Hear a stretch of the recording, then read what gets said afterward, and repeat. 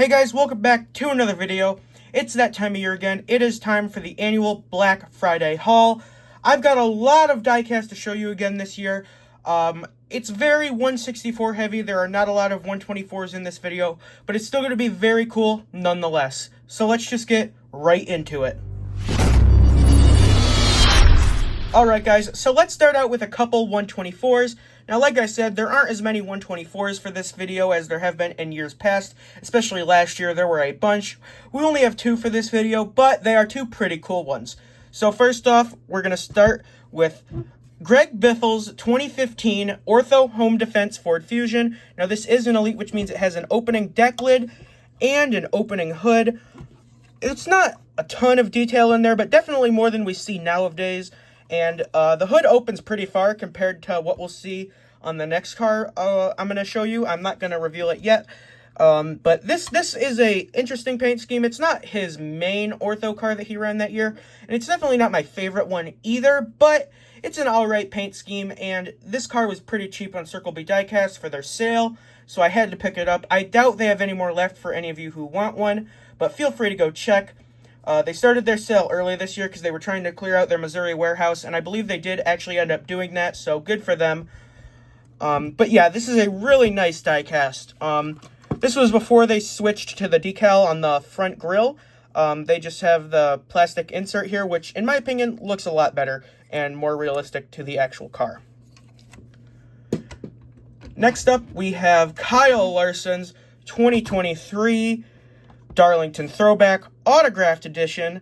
Now, this is not an Elite, so it doesn't have an opening deck lid. You can see the holes where the hinges would have been if it was an Elite, though. This is a really nice paint scheme, and honestly, it wouldn't bother me whatsoever if they just used this as his normal Hendrick Cars paint scheme, because I think it looks really good. Just the two different types of blue go really well together, I think.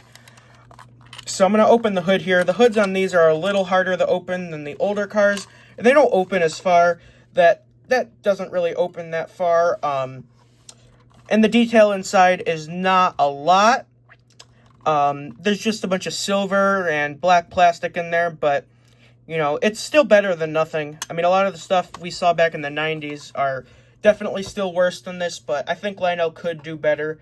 And they have done better with their Elite Premier line, but those are way too expensive for me. So I'm not sure when I'll be able to get one of those to make a video on for you guys. Hopefully soon, though. This is an autograph version, like I said. I did not get this on Black Friday, but I got it close enough to where I figured I would include it in this video, just to get it out of the way, because there wasn't really any other video I could fit it into, so I figured this was the perfect time to show it off to you guys. Next up, we've got some 164s. We have a ton of 164s for this video, more than we've had in previous years. We're going to start off with the older ones and move our way up to the newest ones. First off, we have Matt Kenseth's 2013 Dollar General Toyota Camry. He had 7 wins in 2013, and this paint scheme is pretty cool. I definitely like this better than the 2015 iteration of this paint scheme. Now, this car isn't terribly rare. It's definitely rarer than, like, your average 2013 diecast, but not as rare as some of the other Toyotas that were released that year, like Michael Waltrip's Aaron's or Kyle Busch's M&M's. But this is sort of like in the middle range of rare to very common. I picked this up on Circle B for about $20. They had a couple in stock, so I'm just going to tell you guys right now, I highly doubt they have any more in stock, so I apologize to any of you guys who wanted to get one. But yeah, a lot of the stuff, like I said, is going very, very quickly. But I'm glad I was able to get my hands on this one before it went out of stock, because this is a really nice car, and I'm glad to have it in the package now. Next up is Jamie McMurray's 2013 Bass Pro Shops Tracker Boats Chevrolet. Now, this car is a bit interesting because you don't really see the white on the Bass Pro Shop cars as much as you do, like, black or Dayglow orange. So white is definitely an interesting choice for this car. I'm not sure why they went with white, but I don't think it looks horrible. You know, I definitely do prefer the Dayglow orange to this, but I don't hate it. It's the same design as what we saw with the Dayglow orange, just sort of with the colors inverted almost. But this is a really nice car. I don't really have a lot of older Jamie McMurray cars compared to some of the other drivers in my collection, so I'm really glad that I was able to get this on Circle B. This is another one that I don't believe is in stock anymore, unfortunately. You guys can go check it out, but I highly doubt it. Next up is Ricky Stenhouse Jr.'s 2014 Nationwide Insurance Ford. Now, this is a really nice paint scheme, and some of you longer-time viewers may have noticed that I got the 124 for this car a couple years back in one of my Black Friday hauls, but I did not get the 164, and I'm glad to finally have it because this is a pretty nice paint scheme. I like the blue on it. It's a little bit different from what we're used to with the more iconic, Dale Jr., Alex Bowman Nationwide cars. It's more of a, lighter, more on the baby blue side of things than navy blue. But I really do like it. I just like the paint line I used, and the gloss on some of the older cars are nice too. It's a pretty simple paint scheme, but I really like it, and I'm glad to have it in my collection. Next up, we have Eric Jones Interstate Batteries Toyota Camry for the NASCAR Xfinity Series. Now, I don't really have a lot of Xfinity Series Toyotas as compared to Chevy or Ford, so I'm glad to have this one now. This definitely isn't my favorite Interstate Batteries paint scheme. The striped ones probably are some of the worst we've actually seen ever, but this was really one of the only Eric Jones cars they made for the Xfinity Series. They did make a couple other. I believe I have one other somewhere. But this is one of the only ones that I think was actually available on Circle B at the time I looked. It's not a horrible car, and I'm just glad to have a paint scheme for Interstate Batteries in the Xfinity Series other than the Ty Gibbs throwback, because other than that, I don't think they actually made any, so I'm really glad to have this. Next up, we have Ty Dillon's 2015 Chevrolet. Now, he ran this part-time for RCR. He only did a handful of races. You can see like the faded American flag on this car. It's an interesting paint scheme, but I really don't hate it, actually. It's a little different than what we're used to when it comes to paint schemes that contain the American flag, but I don't hate it. Like I said, I'm glad to have an older Ty Dillon car, because the only other one I had is a number 33 Cheerios car from 2013. So I'm glad to have this one. And this is a really nice addition to my collection. Next up, we have Tony Stewart's Rush Truck Centers Chevrolet from 2016. This was his last full-time season in NASCAR. And Chase Briscoe actually did a throwback to this car just a couple months ago at Homestead, because unfortunately Stewart Haas has now shut down. And that was one of the last Rush Truck Centers paint schemes they ever ran. This is another very simple paint scheme, but again, I don't hate it, and I think it just works. They used the same format for a couple of their sponsors that year, and I'm definitely not complaining, because I do think it looks really good. Next up, we have Daniel Suarez's Juniper Toyota Camry from 2017, excuse me. I almost said Chevy there. This is an interesting paint scheme. I don't really remember this car running, but it's not a horrible paint scheme, actually, not at all. I do kind of like that sort of like jagged, triangular pattern you got going on there with the orange and the blue. I don't know if he ever ran this car in the Cup Series. I'm not sure he did. You can see the decal's a little bit messed up on the side there, a little bit stretched, but it's not a huge deal. I've definitely seen worse when it comes to Lionel, so this is nothing. The box design from 2017 is a little lacking, but other than that, this is a really nice car. Next up, we've got some 2022 164s. First off, we have Chris Buescher's Fifth Third Bank Ford Mustang. Now, I already have this car, but I've got a couple duplicates to make customs out of in the future, so you guys may see some of those in this video. This is a nice paint scheme. I do think I like it more than the older Fifth Third Bank paint schemes from like 2019, 2018, around there. I do think that this version of the paint scheme is better. And I like the newer number font too that Chris Buescher's had since 2023. I think that really adds to this paint scheme as well. But the 2022 version isn't bad at all. And yeah, so stay tuned to see what this will be turned into, because this one will be turned into a custom. Same thing with this Harrison Burton 2022 Ford Mustang. This will also be turned into a custom. Now, interestingly, this box has a little bit of a weird green tint to it. Now, all the Harrison Burton Motorcraft cars from 2022 had that, but to my knowledge, no other diecast released that year had this issue, so I'm not really sure what happened. It must have been something, on the production line, but this is also going to be turned into a custom, like I said, so stay tuned for that. Next up, we have Denny Hamlin's 2024 Toyota Camry for FedEx. This is his last year with FedEx. I don't know if you guys know, but FedEx will be leaving Joe Gibbs Racing after the 2024 season. And so this will probably be the last FedEx paint scheme ever released, unless they come back to sponsor maybe his final race or something like that.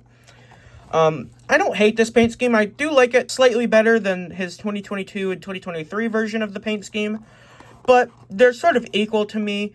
I do like them both a lot, but I think this one is just a little bit higher on my list just because of that little bit of purple on the side there. Next up, we have Shane Van Gisbergen's 2024 WeatherTech Chevrolet Camaro for the NASCAR Xfinity Series. This is a really nice paint scheme. I've always liked the WeatherTech cars, especially now that Shane Van Gisbergen's been driving them. I always liked the Xfinity cars as well, and the chrome numbers on this look really nice. I'm glad to have another colleague car for the Xfinity Series, as they don't get made too often. For whatever reason, Lionel just doesn't offer a lot of them, and the ones that do get offered, usually DMP, unfortunately. But I'm really glad this one got made because it's a really nice one, and I definitely would have made a custom of it if it didn't get made. Next up, we have another Shane Van Gisbergen, his 2024 WeatherTech Chevrolet Camaro for the Cup Series. Compare it to the Xfinity one here. You can see it's basically the same paint scheme, but it uses the number format for the Cup Series with the numbers slid up. You can see the design in front of the rear wheel is a little bit different on the Cup version than the Xfinity version. I don't really know why they made that change, because it's not necessarily needed, because I think they could have fit this design on here as well. I don't know if it's just a change that maybe WeatherTech requested for the Cup car. I'm not sure, but both paint schemes look really awesome, and this one is the exclusive die-cast body and chassis version from Circle B Diecast. A lot of these were on sale for Black Friday, and a lot of them still are, so if you want some cheap 164s, a lot of them from 2023, 2022, and 2021, then head over to Circle B Diecast and get some, because there are a ton of them. Next up, we have Chase Briscoe's Mahindra Tractors Ford from 2024. This is the smarter, tougher version that he ran later in the season. I believe this paint scheme debuted at the second Atlanta race, where he ended up crashing with Kyle Larson. And he ran this paint scheme a couple more times throughout the year, and I did actually get 2 of them, one of which will be turned into a custom. So once again, stay tuned to find out what this will be turned into. Next up, we have Kyle Larson's 2024 HendrickCars.com Chevy. Now, once again, this one will be turned into a custom, as I already have this. Stay tuned to figure out what I'll turn it into. I have a lot of good ideas, but I think the one that I ended up choosing is going to be really cool. Next up, Ty Gibbs, 2024 Interstate Batteries Toyota Camry. This is a very nice paint scheme, although I do wish they would have included the black there near the rear of the car. I just think that, when they don't include that, it doesn't add as much to the car. But yeah, this is another one that I've been waiting on for a while. I pre-ordered all these a while back, so I'm glad to finally have these. Next up, Corey LaJoie's 2024 Schluter Systems Chevrolet Camaro. Now, this paint scheme, originally, I was not a fan of when it got revealed. I thought the 2023 version was much better, but in all honesty, this paint scheme has grown on me, and I do like it a little bit more than I initially did when it was revealed. It's still not my favorite Schluter car, but I don't hate it. With the white chunks breaking away, sort of floating in the orange, I still think is an interesting design. I think it'll grow on me even more once I have it on my shelf and I see it every day, so I'm glad to finally have this one. I always like getting the Corey LaJoie cars, even though he may not be the greatest driver out there. Next up, Martin Truex Jr.'s Bass Pro Shops Toyota Camry. Now, this will be the last Martin Truex Jr. full-time primary paint scheme ever released. So I had to get this one. This is a really nice paint scheme. It is similar to the 2023 version, but it is different. And of course, all the Toyotas have a new body style for this year, so I knew I had to get it.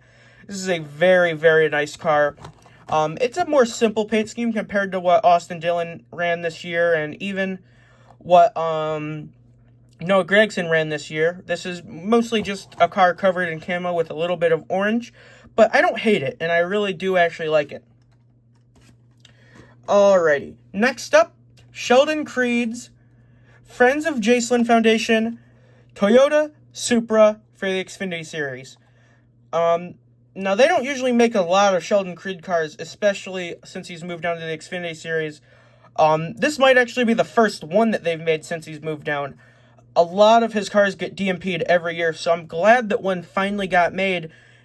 And it was actually a good paint scheme. I really do like this paint scheme. I know I've seen some people hating on it, but no, I do like this paint scheme.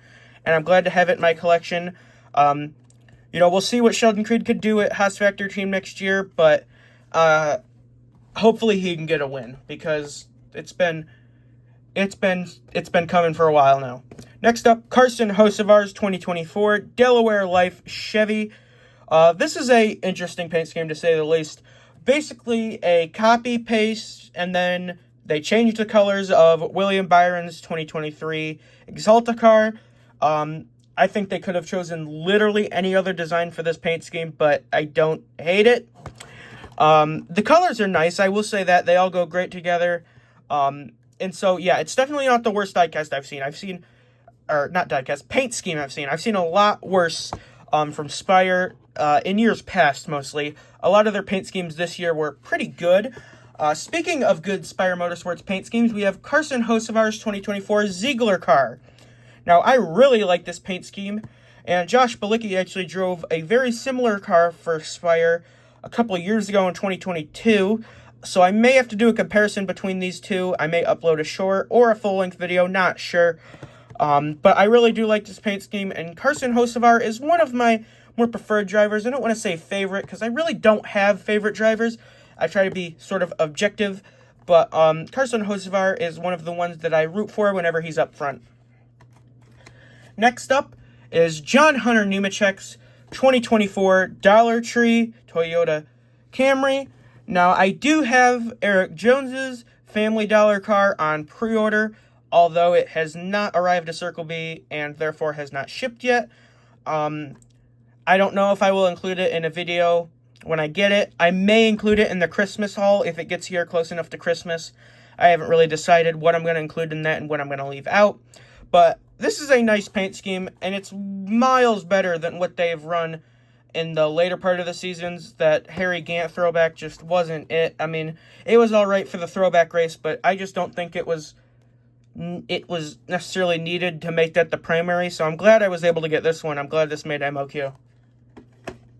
Next up, we have Jimmy Johnson's 2024 Carvana Toyota Camry from the Daytona 500. This is a throwback to Richard Petty's old 43 car.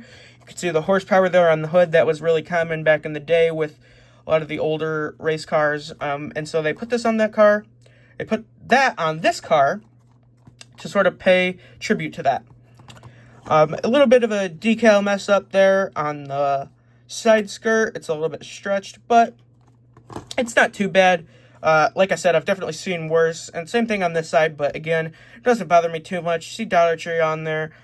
Very, very plain paint scheme. Probably the most plain paint scheme we've seen all video. Just blue with some logos on it. That's pretty much it. But I do actually really like it, so I'm glad this got made. Next up, Bubba Wallace's 2024 McDonald's Toyota Camry.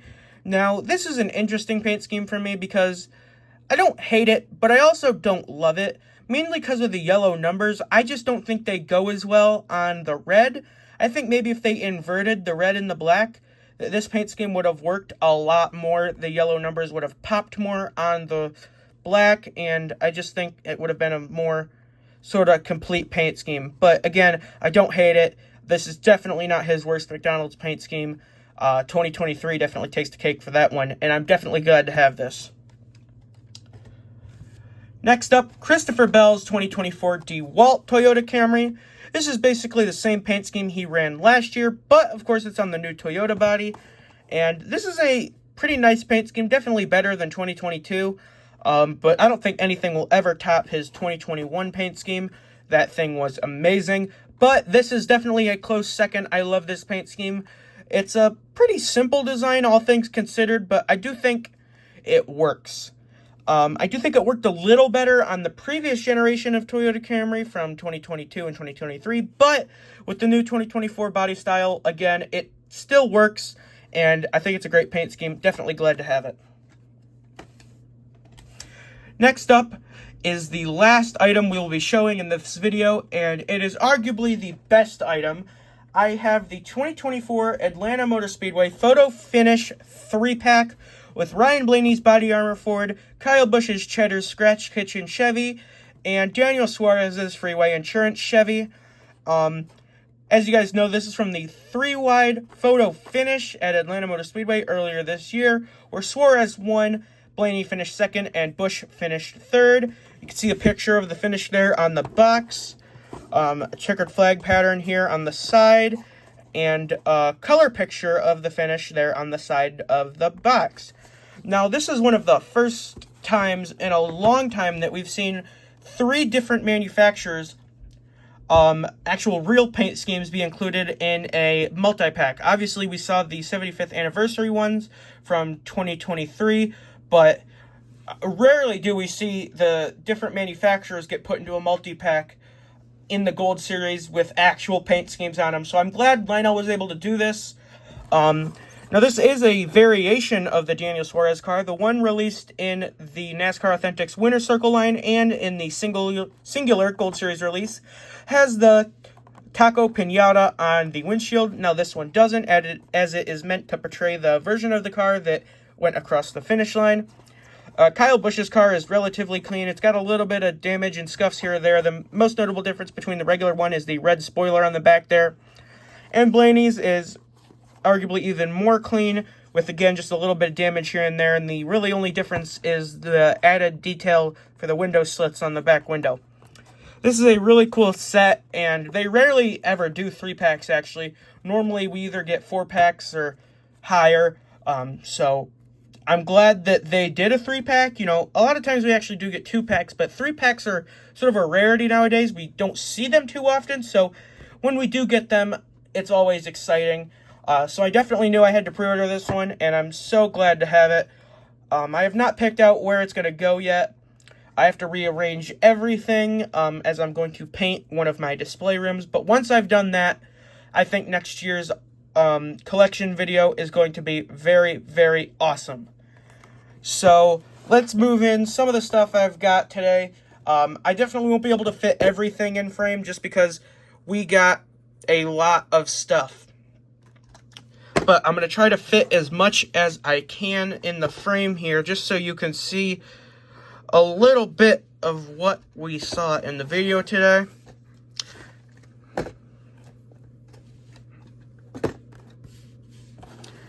Move this like that.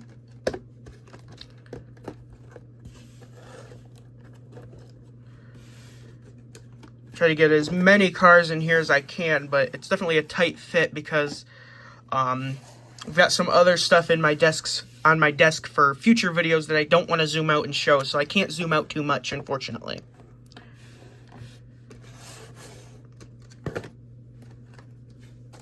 I think we'll be able to fit all the 2024s in here, but a lot of the older stuff's going to have to stay put where it is right now. Yeah, so there is all the 2024 stuff I got in today's video, excluding the double of the Chase Briscoe. This was an amazing haul. I'm glad I was able to get a lot of the 124, but 2024 164s that I didn't already have in my collection. I was also glad I was able to get a lot of the older 164s. If you want me to do individual reviews on any of the diecasts you saw in today's video, please leave a comment down below, or you can message me on Discord or through my email, which is linked in my channel About section.